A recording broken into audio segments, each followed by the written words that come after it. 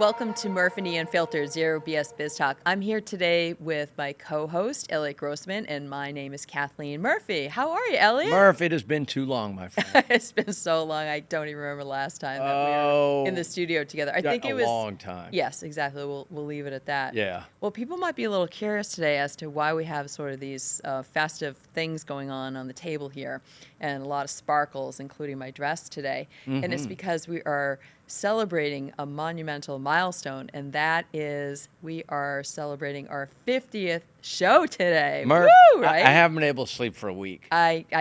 Probably on the edge of my seat. Right, I knew every it. day. I knew What am I it. going to wear? What's happening? Well, we were trying not to compete, right? Yes. You really I wanted didn't to wear have a my sparkle sparkly outfit. dress. I know, Yeah. you wanted to. I know. I I know how did. you roll. I did. Well, we did talk about that powder blue Tuxedo, right? yeah. And so this is kind of a little bit of an ode to that, Yeah, I suppose. yeah, I But guess. a little bit more modern take on that, Yeah, right? well, I'm So glad that's we were able good. to get together. Me too. So today our format's going to be a little bit different. We're just going to sort of wing it today. We're just going to have some fun, and hopefully our audience will participate in the fun that we're having as well. Let's have Gonna fun. Talk a little bit about how we got here, what some of the shows are that we enjoyed doing.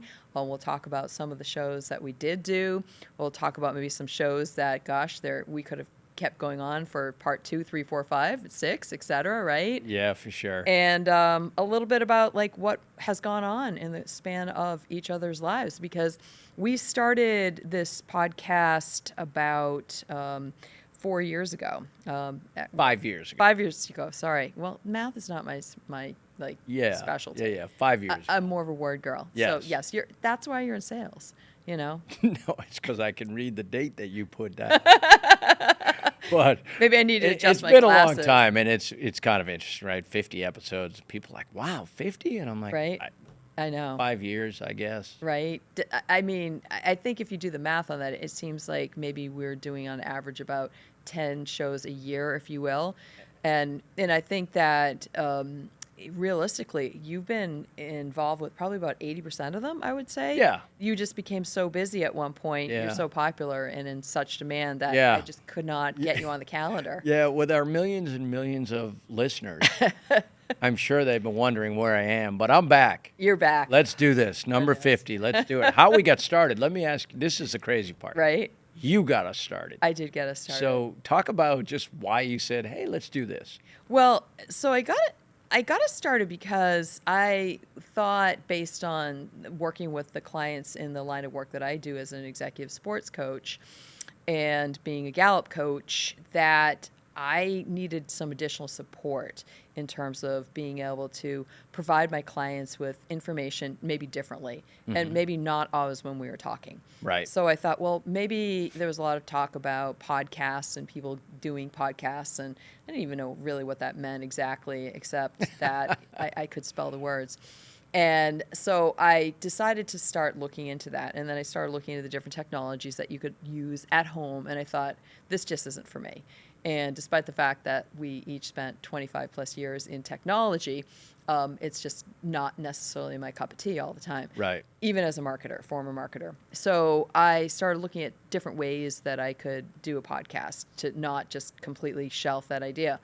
And somebody suggested, based on, it was Daisy Zuza, so shout out to Daisy and Daisy's Divas, who was gracious enough to have me be a guest on her show. I found out about this studio as an option in my town where I lived. And so I approached Pete Padula at the time, and I said, Pete, how do I go about maybe having my own podcast? And Pete said, well, you can have your own podcast, but I have some news to break to you. I said, what's that? And he said, well, we'll really set up as a TV studio. And I said, well, okay, well, does that mean I can still have a podcast? And he said, yes, you can actually have both a podcast and a TV show. And I thought, oh, wow, okay, well, that wasn't exactly what I was thinking. I was thinking that there wouldn't be any cameras involved per se. Right, or maybe but a small one. you're a podcast star and a TV star. That's right. With the millions and millions of viewers and listeners. So many. I've lost track. Exactly. So that's how really I got started. And you were, gracious enough to be a co-host of mine because I didn't want to necessarily just have a monologue. And I know that you and I have been famous friends for so long. Yep. We worked together back Yep. at constant contact in 2010. So, gosh, 14 years ago. Yeah, crazy. I know, it's amazing. And so I thought there was no better person that I wanted to, do this podcast with you, just because I know that. Oh, don't make me cry. Oh, I know. I'm sorry. I should have brought tissue. Yeah. As Well, props. what's crazy though, Murph, is we talked about it. I remember show number 1. We talked about motivation and things of that nature, and we talked about where we were back then, Right. professionally. Yes. And life has changed for me. I'm in the same industry, but I'm in a different side of the business. Right. Life has changed for you. You Yes. didn't have very many clients in 2019, and then No, started taking off for you. So exactly. yeah, obviously exactly. it was the podcast that did it. It clearly was Yeah. the podcast. I mean, if I were to look at one event, Yes. circumstantially that Yeah. propelled me to where we are today, yes, Right. that was clearly Murf E Unfiltered, and I think back also to some of the topics that we're leveraging off of. Of course, you mentioned the motivation one, Yeah. because I leverage this content for the work that I do with sports teams and the individual clients that I do with leadership training and helping people with awareness and communication and team dynamics and such. Sure.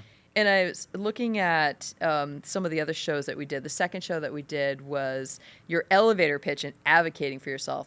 Well, that topic is certainly one that resonates today as much as it did back when we started. Sure. Right? Because, Absolutely. I mean, we both have amongst us 6 kids.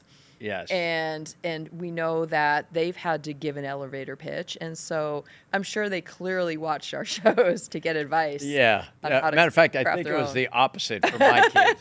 They're like, Dad, no chance.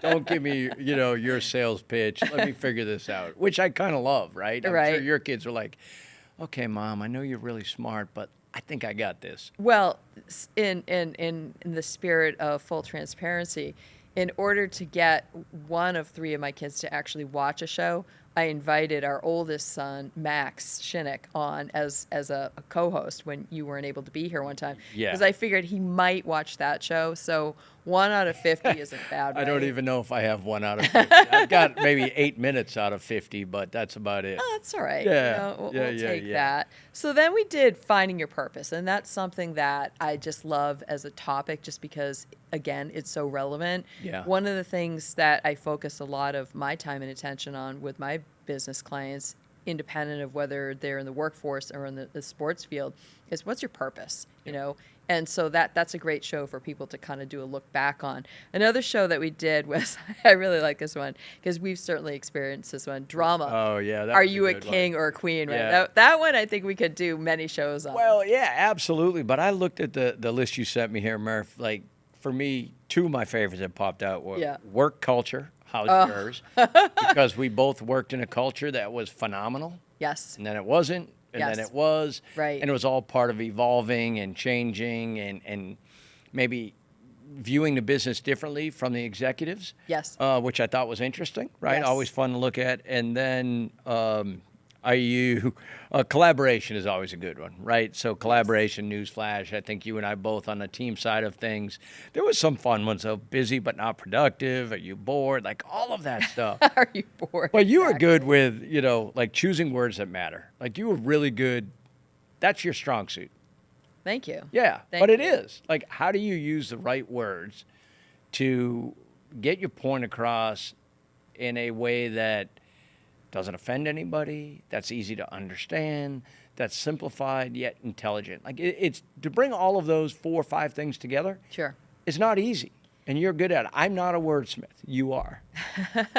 Well, one of the things that I've learned over time to get better at being good in that area is to slow down, to be purposeful in terms of thinking about the words that I'm choosing and to also think about like, where am I going? That's hard to do. I remember our first show, just thinking about all the things I was worried about in terms of just not stumbling over my words. Would I forget what I was going to actually say?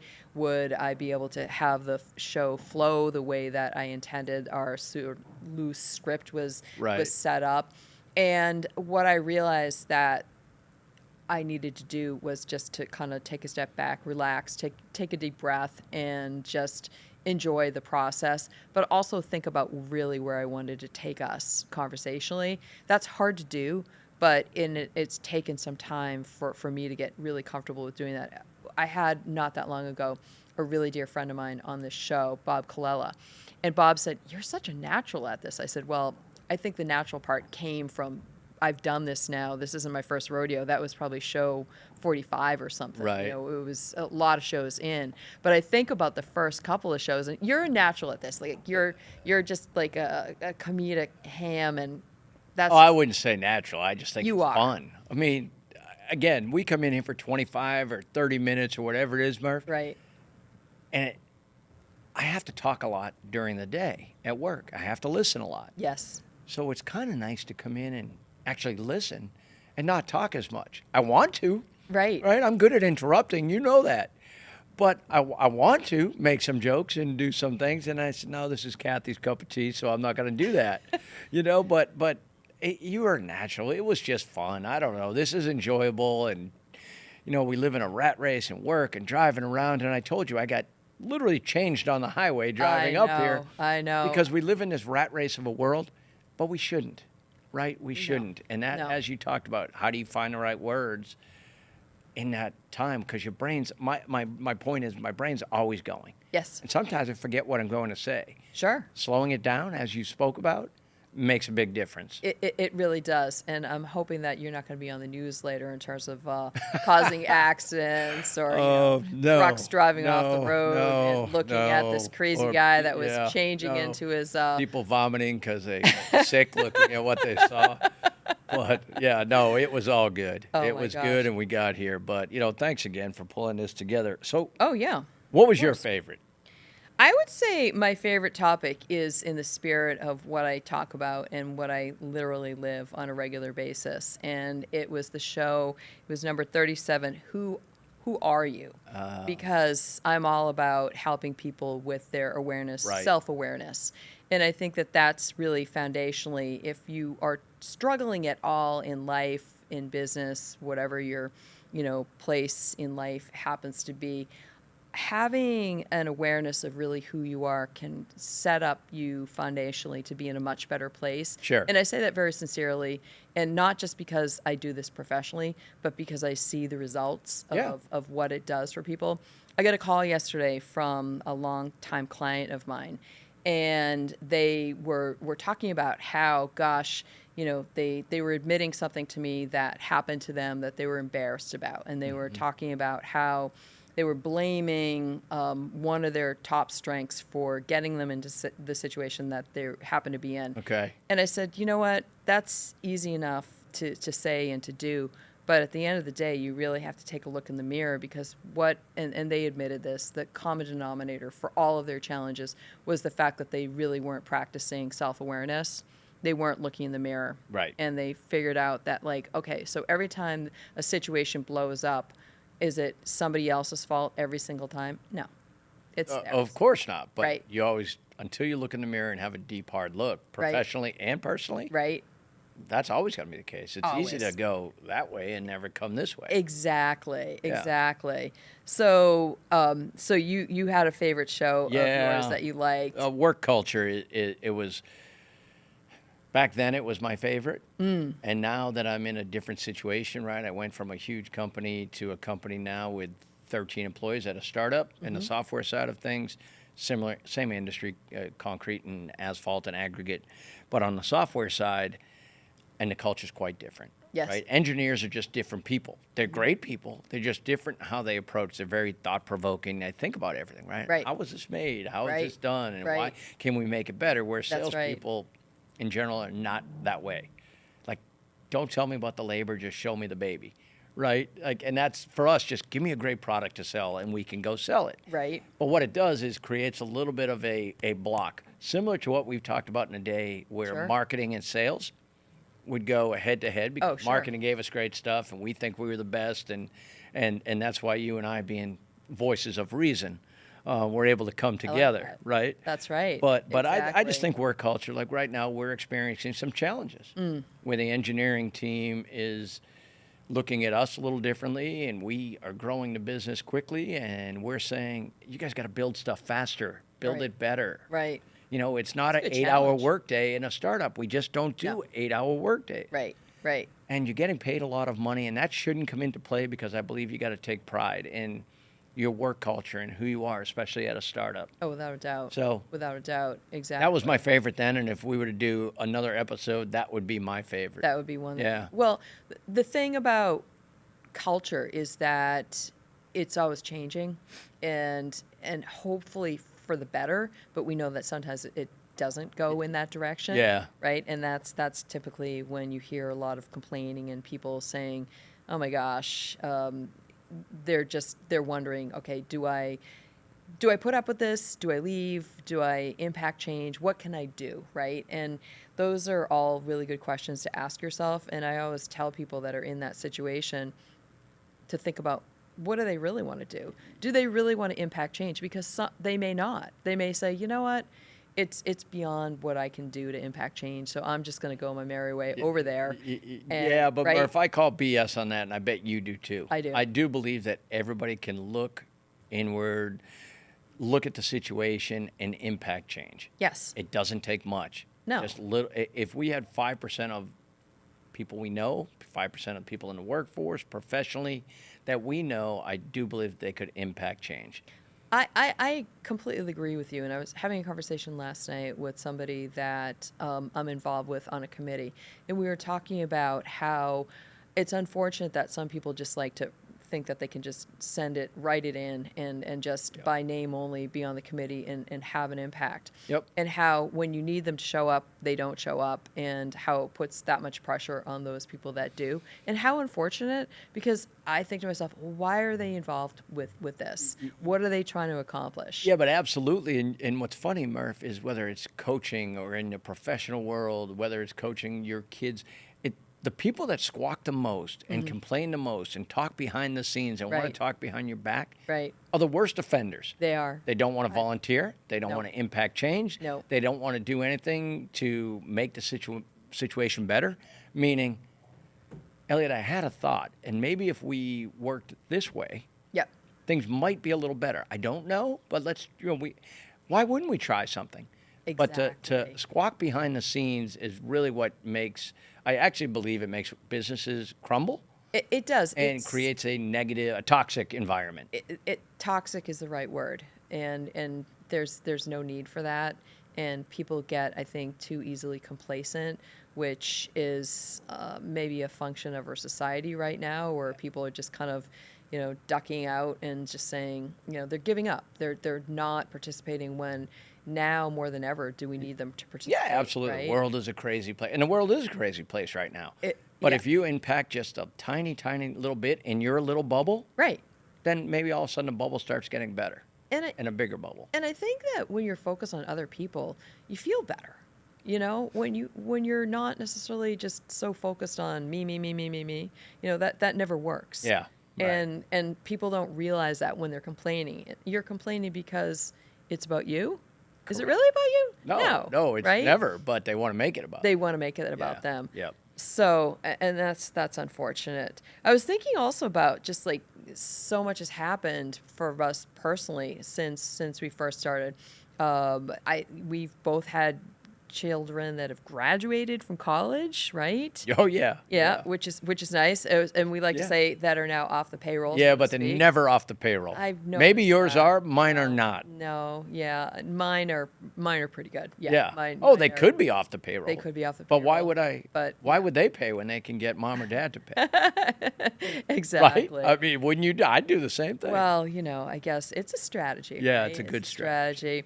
I've had a wedding for I our know. family, which is nice. It was a year ago, it was September 16th. Yep. Shout out to my daughter, Bronwyn, yes. Bronwyn, and her husband, John. Don't you have another puppy or something too? I do. I have a new puppy named Charlotte, who just turned 1 on September 8th. She's a little Yorkie, and she's going to obedience school because of her spirited nature. Yes, and professionally, your business is doing quite well and growing. It continues to grow, and that's awesome. It is, thank you. And no one ever said that it would be easy. It hasn't been. Right. And I feel like sometimes I'm working just as hard as I was when I first started the business. Right. But the good news is that I absolutely love what I do, and it doesn't feel like work.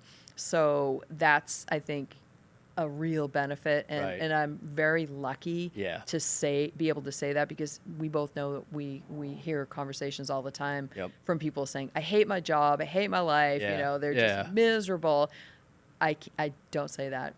I wake up every day. Nope, agreed. I work for startup now, and I've never worked harder, longer. I think I'm working smarter now than I was. I become smarter every day. I learn something new every day, which at my advanced age is actually a lot of fun.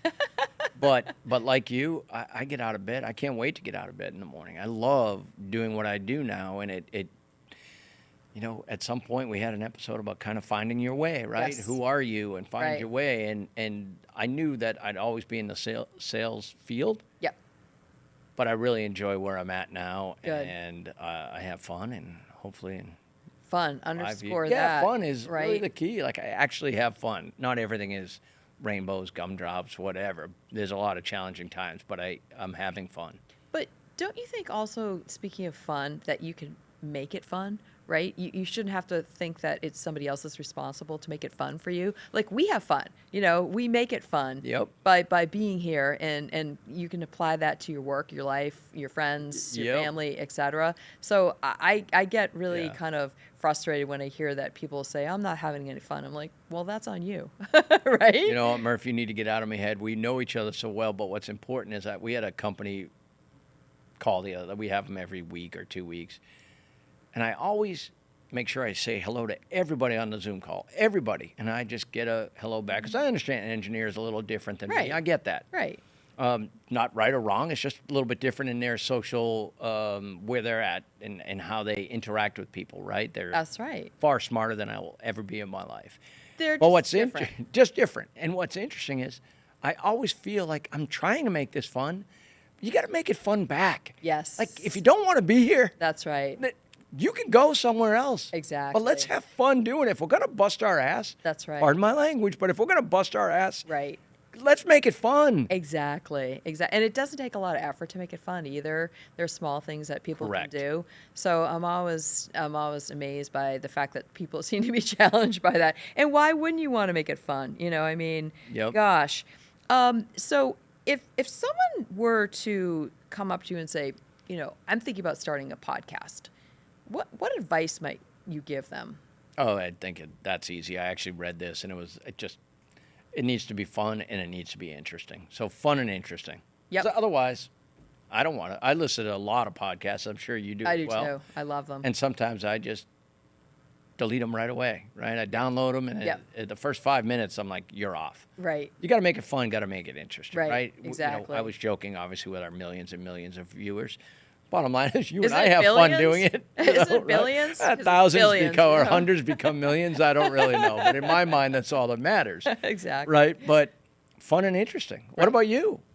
For me, I just, taking a sort of slogan from Nike, just do it. Yeah. If you really want to do it, just you find a way like I did. Just stop talking about it. I get so frustrated by know. people that just talk about doing something and they Yep. never make it happen. Yep. Because I think if you do that, you really don't want to do it. So just make it happen. Just do it. Agreed. I would also say consider your audience. Consider also, what are you bringing to the table? What expertise and thoughts are you bringing that people are going to either benefit from and enjoy Sure. and have some fun listening to, or maybe learn something from? I mean, God forbid, right? They might actually learn concept. something from that. I know, what a Right. concept. And then I think lastly, it's really important to know that you got to commit to this. I hear about people starting things and then they just like trail off after starting it not long thereafter, which is really unfortunate. So did I think that we would be coming up to 50 shows? No, I just kind of kept going and thought, well, there are more topics that we can talk about. If there's an excuse to spend time with Eliot and have some fun, I'm going to do it. I'm going to make it happen. Well, listen, I appreciate it. We don't see much of each other anymore. No. Our Well, that's lives are because you different. live far Yeah, I do. But what's interesting is you made the podcast for me was easy. I didn't do anything. I just show up and I read the script. A few days before, I show up and talk. You ask questions. We're able to interact. And that's, I would guess, probably my strong suit, right? Listen, talk, listen, talk. Exactly. So I didn't do anything. You wrote every script, everything. Even when I volunteered to say, Murf, why don't I run the show this week and you do it? And you said, nah, that's a bad idea. Oh, no, you can do that. In a nice way you did. No, I In a know. nice Well, way. you know, Yeah. exactly. I didn't want to put more work on your Yeah. on your- You're lying. You know that I wouldn't pull it together, and I would have just been like, yeah, we're fine, Murf. Let's just go in and talk. Right, exactly, Yeah. exactly. There is something to be said for having a little bit of structure also, just because it helps with the flow, that Yes. the beginning, middle, and end, so that people are wondering or aren't wondering, where is this going, and Yeah. does this have a point, right? Mine would not have had a point, so thank you for doing all of that. Yeah. So that's okay. I mean, the structure that I bring to the table is from years and decades of having to like think that way anyway, so it just comes naturally to Yeah, me. So I absolutely. figured it was just something I should really All be right, so let doing. me ask you. Yes. What was your favorite, like the best moment, your most proudest moment doing this? If there is one, there might not even be one. Gosh, that's a good question. Yeah, your proudest moment. Writing 50 scripts? Because it's not easy, by the way. For me, it actually is. Well, you're a wordsmith. I guess. Yes. My proudest moment was just when I've had people actually acknowledge that they've watched our show, when I least expect people to have seen. Wait, start to finish? Yes, All right. I know, right? So I think that and that they learn something from it, because when I have my clients watch what it is that we're doing, Yeah. through the benefit of the show, of course I'm going to expect them to watch it because we're going to talk about it. But that doesn't necessarily mean that, you know, I'm expecting them to like just, I don't know, take their life in a different Sure. direction based Yeah, on yeah. one topic. Yes. But that is actually really meaningful to me, knowing that I have at least impacted one person in Yep. life. That through the show with your help is what I'm most proud of. Yeah, that's cool. Yes, Yeah. exactly. Yeah. So I can't thank you enough for, you know, being my co-host on this Murf E Unfiltered. Who knows where we're going? from Yeah, this who knows point. where we're going to go, right? But today we're celebrating our 50th. I like to celebrate Yeah. milestones. Thank you for the party favors. Oh gosh, well there's more. To Mine come, were a little so. different, so I left them in my truck because Your I truck. figured yours is going to be better. But That's yeah, okay. thanks for doing that. Oh, you're very welcome. So thanks for joining us today on Murf E Unfiltered, Zero BS Biz Talk. We are going to be seeing you again. Come back. We are probably going to have lots of more interesting shows, including some surprise guests when Eliot can't be here. And so take care, everybody, and woohoo, happy 50th. Thanks, Murf.